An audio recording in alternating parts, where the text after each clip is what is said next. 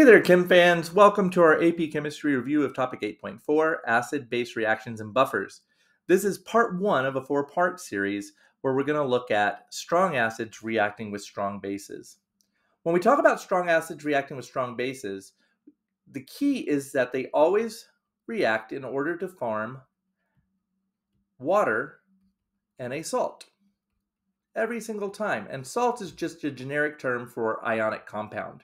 So let's look at a generic way of writing a strong acid reacting with a strong base. So one way to write a strong acid is HA, a hydrogen ion bonded to some anion, and you should have your strong acids memorized, and that is aqueous. For our strong base, I'm going to write MOH, where M stands for a metal bonded to the hydroxide, and you should have your strong bases also memorized, and this will also be aqueous.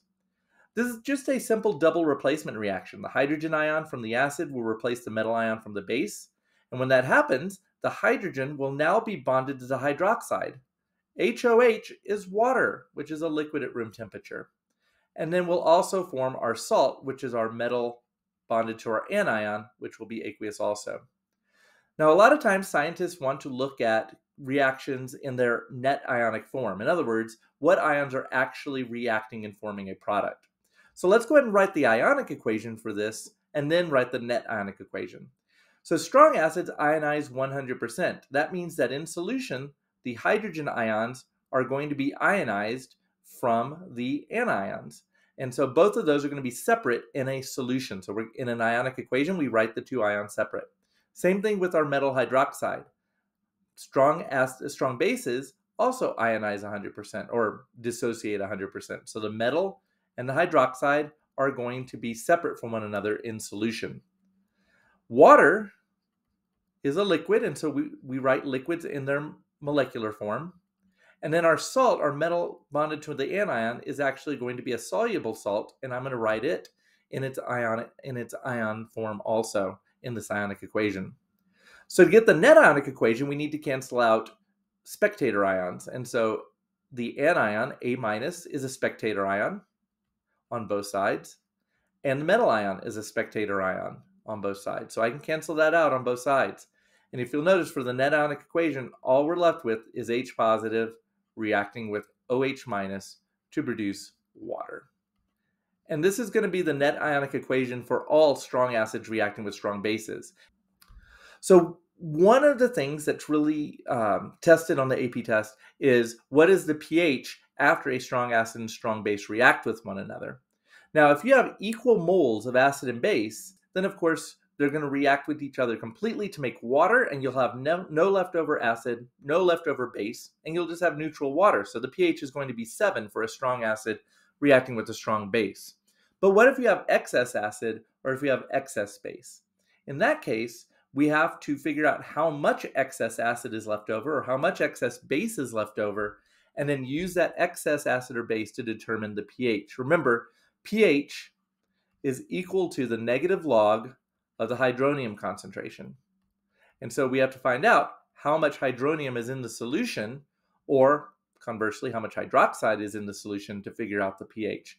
So we're going to do a practice problem where we're going to solve for the pH of a reaction between excess strong acid reacting with a strong base.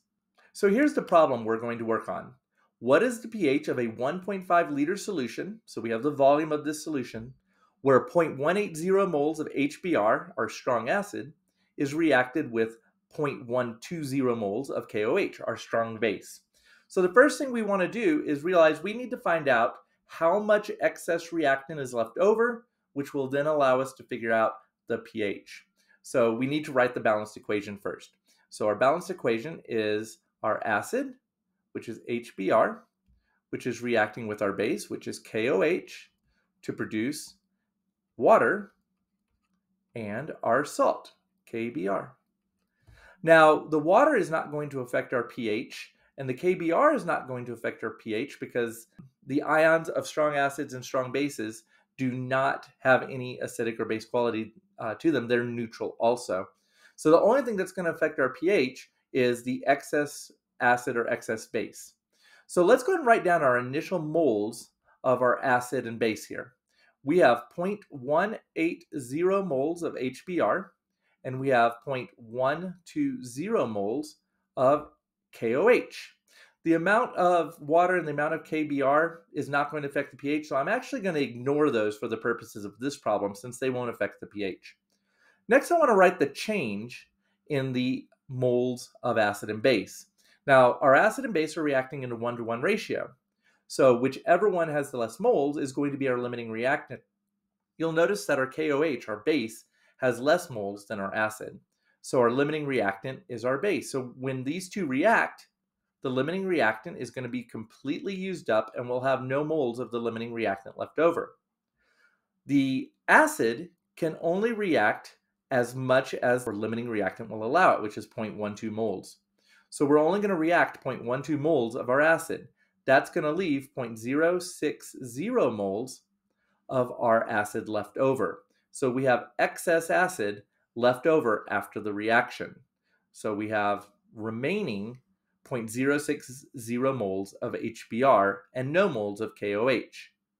So the HBr, our acid, is what's going to determine the concentration of our hydronium, and the concentration of hydronium is going to determine our pH. So if you recall from an earlier video, if we know the concentration of the strong acid, that's actually the concentration of the hydronium. So let's figure out the concentration of the HBr after this reaction has taken place. The concentration of the HBr is our moles divided by liters. So we have 0.060 moles of HBr divided by 1.5 liters of solution. And if you do that on your calculator, you get 0.040 molar HBr. And again, if you know the concentration of the strong acid, then you know the concentration of the hydronium. And there's another video that covers that if you need to review that. So that's our concentration of hydronium. So to determine the pH of our solution, we simply use the pH equation, which is negative log of the hydronium concentration. And since we know the hydronium concentration, we can solve this.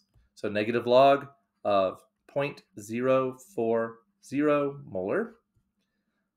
And so our answer is going to be 1.40.